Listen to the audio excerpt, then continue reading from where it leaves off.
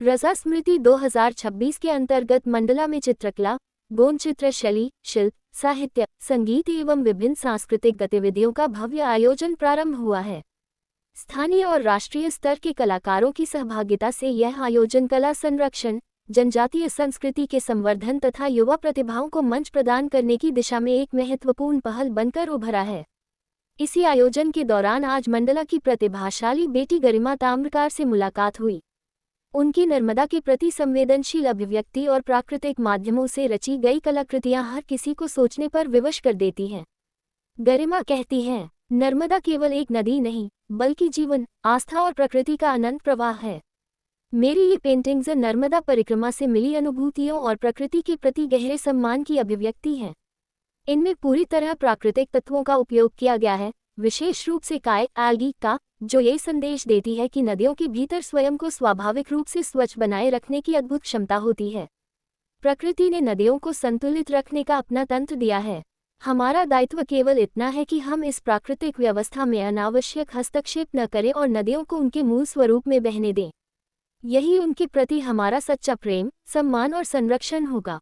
आप भी गरिमा की इस सोच को सुनिए, समझिए और विचार कीजिए, क्या हम अपनी नदियों के प्रति अपना दायित्व निभा रहे हैं?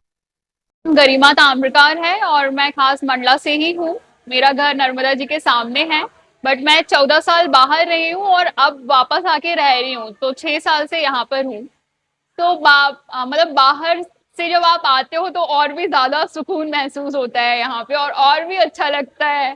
तो जो हम पहले अगर स्थायी रूप से यहाँ रहते हैं तो बहुत सी चीजें जो हम इग्नोर कर देते हैं, बट जो खास करके यहाँ का जो सुकून है और जो नर्मदा परिक्रमा से रिलेटेड जो कल्चर है यहाँ का, जितनी मतलब इतना जेनरोसिटी है लोगों में, इतनी सेवा भाव है, तो वो मेरे घर से, क्योंकि नर्मदा परिक्रमा वासी निकलते हैं, तो वो साक्षात दिखता है वो भाव।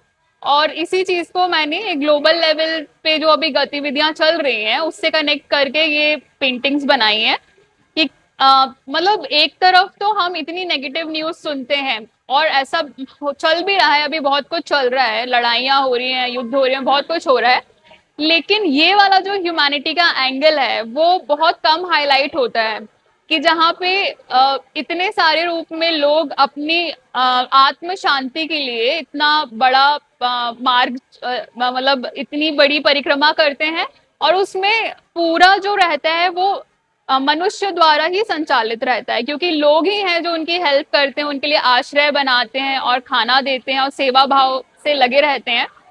तो उस एंगल को दर्शाने का मोटिव था, क्योंकि मुझे लगता है कि जो अभी सिचुएशन है उसमें पॉजिटिविटी को और बढ़ाना चाहिए, और खास करके जो हमारे पुराने पीस के जो कल्चर हैं उसको हमें और बढ़ाना चाहिए।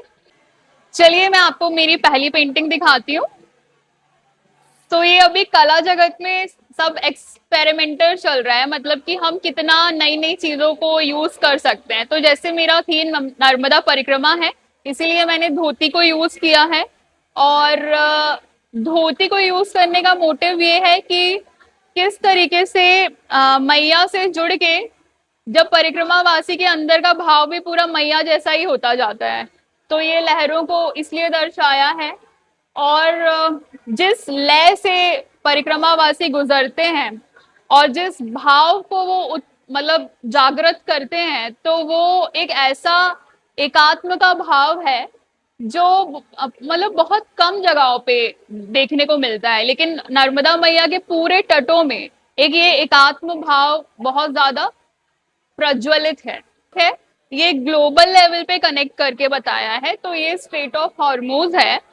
तो नर्मदा मैया का बहुत एंशिएंट एक फोर्ट रहा है भरूच में। तो ये जो ट्रेड से रिलेटेड जो वार चल रही हैं और जो गतिविधियां चल रही हैं, तो नर्मदा मैया के लिए ये पूरी जो लड़ाइयां हैं ये कोई नई बात नहीं है।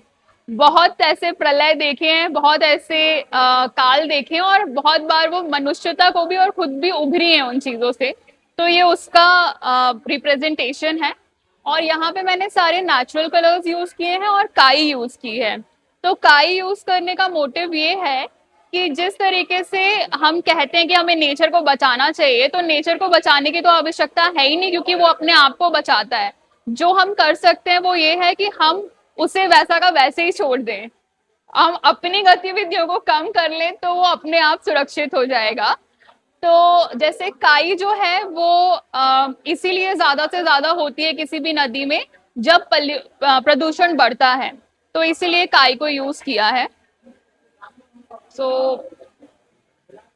और फिर ये एक काम है, तो ये हमारे यहाँ का जो सहस्त्रधारा है, तो उसके जो पत्थर हैं, तो वो हमने कहानियां तो बहुत सुनी है, लेकिन इसका जोग्राफिकल बहुत गहरा मतलब इसका इम्पोर्टेंस है। सो ये जो वो पत्थर हैं जो अफ्रीका से जुड़े हुए थे।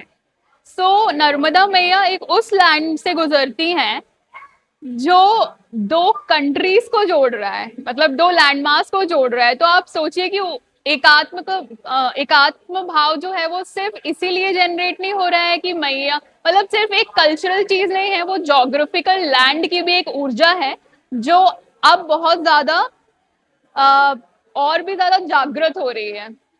सो ये पेंटिंग्स को रिप्रेजेंट करने का उद्देश्य ये है कि जिस तरीके से कोरोना काल में हमने देखा कि जब नदियों में लोग नहीं जा रहे थे तो वो अपने आप ही तौर इतनी सुंदर लग रही थी, तो वैसे ही अगर हम भाव अपने अंदर ही बना लें कि हम कुछ ना करें, बस उनको वैसा का वैसा ही छोड़ दें, तो वो ऑटोमेटिकली वैसी ही हो जाएंगी, शायद जैसे अब पुराने कालों में थी या जैसे इंडिया की रिवर्स को होना चाहिए। और एक शांति का भी भाव है, तो हम उस आत्म शांति को अपने अंदर ही जब महसूस करेंगे तो ऑटोमेटिकली हम कोई भी ऐसी हरकत नहीं करेंगे जो प्रदूषित करे हमारी नदियों को।